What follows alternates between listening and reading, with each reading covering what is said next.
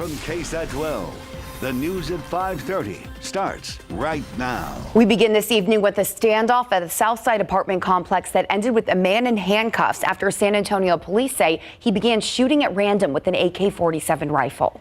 This all happening in the 2800 block of West Hutchins Place. Stephen Cavazos is there live now. And Stephen, were any of the residents there injured during the shooting? Well, Tim, Courtney, fortunately, no one was injured during the shooting, but police are now investigating the gunman's motive after they say that he fired 10 to 15 gunshots. Now, they say that the man who is believed to also be a resident here began shooting in the common area of the apartment complex before he went back into his apartment and began to open fire. Police were able to speak to him over the phone, and after nearly 40 minutes of negotiations, he surrendered willingly. That's why we take some of these scenes very, very slowly. We try not to rush them. We try to establish good perimeters. We try to contain what we have and slow everything down so that we can work that situation. Again, no motive has been released at this time, and information on the gunman is still limited, but we are told he's in his early 20s. Now, police say he wasn't firing at anything in particular, but that man now faces 2 counts of deadly conduct. Reporting live on the city's south side, Stephen Cavazos, KSAT 12 News. Tim, Courtney. Stephen, thank you. An off-duty corporal with the Bexar County Sheriff's Office is facing domestic violence charges and termination. The Sheriff's Office says deputies were called to 36-year-old Brandon Young's home just before midnight. They say the victim sustained visible face injuries. While arresting Young, deputies say he struggled and they had to use a taser on him. Sheriff Javier Salazar says he's moving forward with termination due to a pattern of misconduct. Young had been with BCSO since March of 2016. On Friday, he was placed on administrative leave for an unrelated incident. New information now on a deadly shooting on the northeast side. A 29-year-old woman killed in a drive-by in an apartment complex near Northeast Loop 410 and Starcrest has now been identified as Shaniqua Brown. San Antonio police say around 2:40 this morning, Brown and her husband were sitting in their garage when a black BMW drove up and someone inside fired shots at them. Brown was hit several times and died at the scene. Her husband was not hit and was taken by police for questioning. At last check, no arrests have been made. We're still working to learn the name of a man killed in a hit and run on the south side last night. According to police, the man was found unresponsive in the middle of Division Avenue in South Flores just before midnight. EMS tried to save him, but he was pronounced dead at the scene. Police are investigating. New Braunfels police have identified a 26-year-old man killed in a crash last night as John Michael Moraste from San Antonio. They said he was speeding along I-35 South when he lost control and crossed into oncoming traffic. He was struck by a van carrying 2 adults and 4 children. He died at the scene. The other 6 people were taken to the hospital and are all expected to be okay. And we have an update now on a fatal crash from late last month. We have learned a 3rd person involved in a major wreck on the north side has died. He's been identified as 20-year-old Derek Allen Twyman Jr. He died on the 4th of July from injuries he sustained in this crash. San Antonio police say back on June 24th, 2 vehicles were near Pinewood Lane and McCullough. One driver lost control and hit a tree, killing 20-year-old James Ewell and 15-year-old Brianna Sorrell. Tonight at 10, the night team's Japhanie Gray speaks with Sorrell's mother. You'll hear how she's remembering her daughter and her message to others. 3 more stories from overnight now. A man and woman are in the hospital after they crashed into 2 parked vehicles on Brazos Street around 11 last night. Both had to be rescued with the jaws of life. The man was taken to BAMC in critical condition. The woman was hospitalized, and we're still working to find out her condition. Police believe speed was a factor. They're investigating also whether alcohol was involved. A man is in serious condition and could face charges after police say he fell down an embankment on Loop 410 in Ingram. Police say it happened during a traffic stop around 2:30 this morning. They say when the vehicle was pulled over, 4 people got out, jumped a wall divider, and ran down the embankment. One man, however, ended up falling and suffered head trauma. He was taken to University Hospital. The other 3 were arrested. Charges are now pending. San Antonio police are trying to determine whether a man was driving under the influence when he lost control and his vehicle went airborne and landed in a tree. It happened around 1 this morning along I-10 and Ramsgate. Police say somehow the man got out safely and refused EMS treatment. Charges are pending. To the latest now on the coronavirus, Houston officials are calling for another citywide lockdown after cases of COVID-19 there continue to overwhelm the hospital system. The calls coming from Mayor Sylvester Turner and Harris County Judge Linda Hidalgo, who say Houston is in a need of another stay-at-home order, and this time it needs to stay in place past the point of the hospitalization curve coming down. Meanwhile, the state of Florida reaching a grim milestone in the fight against COVID-19. The Florida Health Department reporting the highest single day of coronavirus cases by any state so far. That number, 15,299. And right now, with more than 7,500 COVID patients hospitalized, hospitals are struggling to keep up and they are running out of ICU beds. Several city leaders have taken steps to halt the number of cases, like stopping phased reopening and closing down beaches. But one leader says there's one major issue. It's out of control across the state because our governor won't even tell everybody to wear masks. About 33 states are seeing an increase in cases. U.S. Surgeon General Jerome Adams says it's not too late to turn things around, but wearing masks and social distancing are critical in making that happen. Up next, turning a job loss into a new opportunity. We highlight one local family whose new business is helping keep you cool this summer.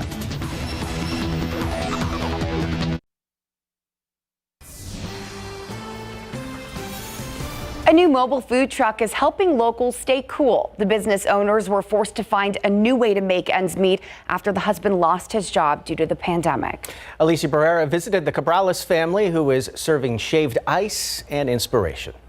It's a new day and a new life for the Cabrales family, starting a new shaved ice business and fighting back against the impact of COVID-19. Days after the shutdown began due to the growing concerns surrounding the pandemic, Ismael Cabrales received a call from his supervisor. You and several others, today is going to be the last day that you guys are with us. His 9-year career in the oil and gas industry came to an end, allowing him to spend more quality time with his wife and 5 kids and to think about the future. My mind starts wondering, okay, what's our next step? Jobs aren't coming in. Necessity drives creativity. If your back's against the wall, you have to be creative with what you do. We just started dreaming and this came up. They launched Lena's Treats and Cafe, a small traveling food truck serving shaved ice just in time to help locals keep cool in triple-digit heat. I don't think you'll find anything like us. We want to be different. We want most of the products that we sell are natural. We want to stay biodegradable. We want to stay environmentally friendly. Sunday afternoon marked the business's first day open to the public, and they hope the San Antonio community continues to support their dreams as well as their goal to keep their family afloat during the pandemic. As of now, the Cabrales family is still looking for a permanent spot to work from on the weekends. But if you visit KSAT.com, we have a link on how you can stay connected to Lena's Treats and Cafe for the latest hours and locations. Reporting Alicia Barrera, KSAT 12 News. Outside with Live Cam, man, that would hit the spot today. Perfect weather to get some shaved ice and a cool treat. We're reading 100 at the airport. We got up to at least 101, but I am reading for the official climate report from the Weather Service to see what our official high temperature was today. But regardless, another very hot day as our heat wave continues. The aquifer in the past 24 hours is up 0.2 of a foot. And in the pollen count, mold moderate today, likely due to higher humidity in the morning hours. It's got a count of 750. Pigweed is low with a count of 30. I'll be right back with a look at your forecast for the week ahead.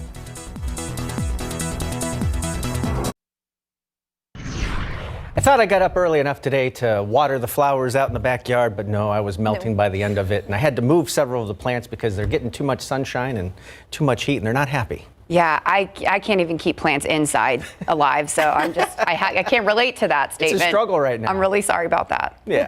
I'm with you there. Yeah, the plants aren't happy about the lack of rain. We're not happy about it either. And unfortunately, in the week ahead, I don't see chances of rain in the forecast. Now, toward the start of next weekend, maybe some coastal showers able to kick in, but as far as any good rain-making energy, don't see that on the horizon anytime soon. I do have a little bit of good news, though. We've got our hottest day of this heat wave coming up tomorrow. That's not the good news. The good news is After that, we are going to see our temperatures gradually fall back into the upper 90s by late this week and next weekend. So while it'll still be hot, we'll get those temperatures back closer to seasonable normals as we get into the back half of this week. But intense heat continues for the next couple of days. There were some thunderstorms up in North Texas very early this morning. The burn-off cloud cover from those showers and storms made it down to us here in South Texas. So you may have noticed some high-thin cirrus clouds during the first part of the day. And quite honestly, it may have been those cirrus clouds that kept our temperatures down a degree or two from where they could have been this afternoon. And again, I'll have the official high temperature, not only here in San Antonio, but also all across South Texas tonight on the night beat. When I get that data in, I will be sure to report that later on tonight. But right now, still plenty hot. 108 your air temperature in Del Rio, but notice your heat index, the number in yellow, that's actually a degree below the air temperature. And that's actually the case across a lot of our communities west of the I-35 corridor. However, as you get off to the east, the heat index is significantly higher than the actual air temperature, and that is because we've got a pretty big spread in our dew points. Dew points are much higher off to the east of 35. So that's creating very high heat index values there. But off to the west, dew point numbers have fallen off a bit this afternoon, but lowered the dew point. That actually helps to budge the air temperature up. So it's definitely some give and take here.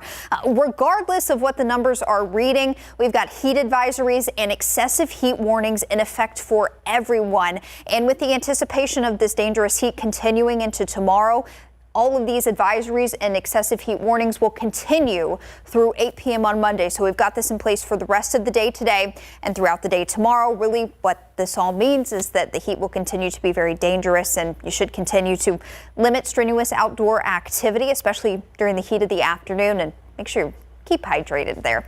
This evening, we'll see temperatures fall down from the triple digits through the mid-90s, eventually into the upper 80s as we get closer to midnight. A little bit of a breeze later this evening, but not as much as we would like. Tomorrow, we'll start you off near 80 degrees, up to 106 in the afternoon. That would tie the highest temperature ever recorded for San Antonio in July. So if we get up there tomorrow, that will be something to consider, that's for sure. Mostly sunny skies for your Monday. And with the anticipation of things being so hot tomorrow, and with folks getting back into the groove of work, CPS is anticipating tomorrow being a peak energy demand day. So you're encouraged tomorrow, especially between the hours of 3 and 7 p.m., those peak heating hours, to lower your energy use. Maybe don't run the dishwasher at that time. Don't run the washing machine at that time. And again, just try to conserve energy tomorrow with another very, very hot day expected. Here are your forecast high temperatures tomorrow. 106 in San Antonio, even some triple digits east of 35 where humidity will be much higher. But again, off to the west, we could see some air temperatures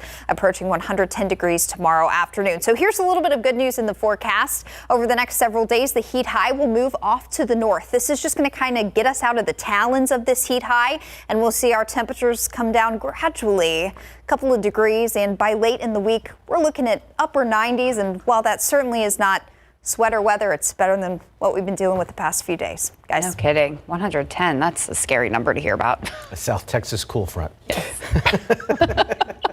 Summer cool front. Summer. All right, Larry, the Spurs are continuing to get ready as the season nears restarting. Yeah, and I'll tell you what, the guys are extremely happy to be back on the practice court, but it sounds more importantly that they're even happier just about being with each other again, being able to hang out and talk face to face. Plus, SAFC's team chemistry off the field is helping them on it.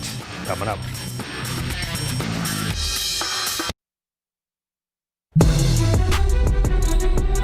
The Spurs went back to work today inside the NBA's bubble in Orlando, this time at Disney's Contemporary Resort, about a 10-minute bus ride from their team hotel. Yesterday, they practiced for the first time since arriving in Orlando. Their first team practice in some 3.5 months. Up to this point, it's been individual workouts only, but now they can hold team sessions. DeMar DeRozan said it was cool to be back on the court and talking with the guys in person.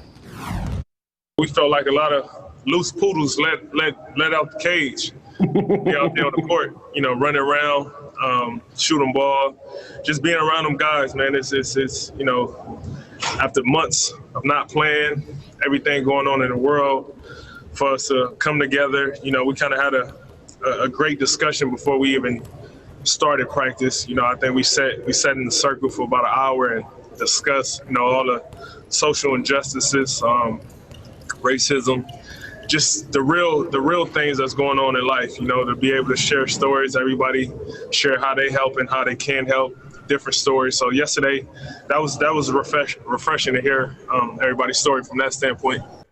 Bryn Forbes said life in the bubble is better than he thought it would be, and getting back on the court was fun. Now the guys need to get back into game shape and used to running up and down the floor. I think conditioning probably for everybody was the big thing, you know, just trying to, because it's hard taking such a long time off and then, you know, picking it back up and then staying healthy. So I think, you know, just making sure I was doing the lifting and the small things to remain healthy was really important to me. That was something I've been thinking about a lot. But obviously, you know, our games are going to be a little bit rusty without playing against anybody for, you know, 4 months, just working out by ourselves. So I think just getting back into rhythms and getting back in shape is probably going to be the most important thing. Not sure if you noticed the gray wristband or magic band on DeMar's left wrist. Marco posted this video of his. It's a rubber bracelet with a chip that serves as a room key and wallet if needed throughout the hotel. The NBA also will use it to check players in for coronavirus testing. Pro football coverage powered by Davis Law Firm. The NFL is moving forward with an optimistic approach regarding training camps and the 2020 season going as planned. Notable NFL stars Von Miller and Ezekiel Elliott already have their bouts with COVID-19 and are just two examples why the NFL and the NFL's Players Association are trying to get on the same page when it comes to player safety. If training camps do start at the end of this month, one concern is making sure players don't go out carelessly, catch the virus, and then spread it to the rest of the team. So how do you handle that? Here's what J.J. Watt told Pro Football Talk.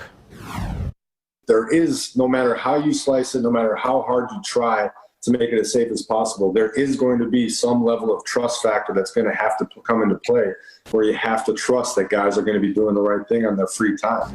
And that's, I don't think that I think it's very unrealistic to think that it's 100% safe. I don't think that's a realistic thing to think. It has to come down to how safe can you possibly hit it, and are you comfortable taking that risk? And that's where you have to have that option, where if you're not comfortable or if you're in a compromised situation, you have to be able to have that option to not be there. Watt added the NFL is looking at the NBA and Major League Baseball to see what works for them. The Houston Astros resumed summer workouts today after shutting down camp yesterday. The Astros canceled Saturday's workouts in an abundance of caution after a staff member reportedly being potentially exposed to a COVID-positive individual outside of the organization. They performed all cleaning protocols laid out by MLB and returned to the field today. Texas Rangers slugger Joey Gallo is back with the club. He missed the first week of summer camp after testing positive for the coronavirus twice. In fact, he says he's not even sure he's had the virus since he never had any symptoms and also had multiple negative tests. I'm coming up negative, and that's how I'm hoping to stay throughout this rest of the season. So, you know, it's in the past now, but I just want to focus on kind of moving forward and, you know, just being with the team and playing every day. Gallo said he feels a little behind baseball-wise, but feels good overall. As of last night, the USL has officially restarted its league schedule, but luckily San Antonio FC will have another week to practice and prepare for their first game back. It has definitely been an adjustment for the players as they have built back up from individual workouts to full team training sessions. Defender Blake Smith says that the team's chemistry off the practice field is helping them find a rhythm on it.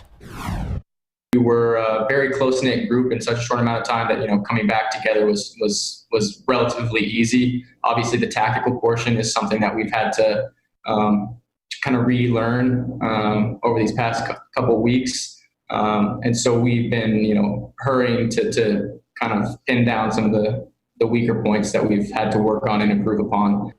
SAFC's first match will be next Friday at RGVFC. Their first home match will be the following week against the same squad, but fans will not be allowed to attend due to health and safety concerns. That is it for sports. Back to you guys. Oh, we did it, Tim. We looked at each other. Oh, we did it. We forgot. They just love each other so much. Look at the camera. All right, we'll be right back. Potentially record-breaking heat hangs around for a couple more days, but by this time next weekend, we'll be in the upper 90s. Burr. Ew. Tim and Larry are buddies until this. Dun, dun, dun. Silly socks. Okay, American flags. Are those cacti? Yes. The cacti are Larry's. Nope. Oh, you guys haven't been right in like a month. I wore the socks that feel like the temperature outside. Desert like.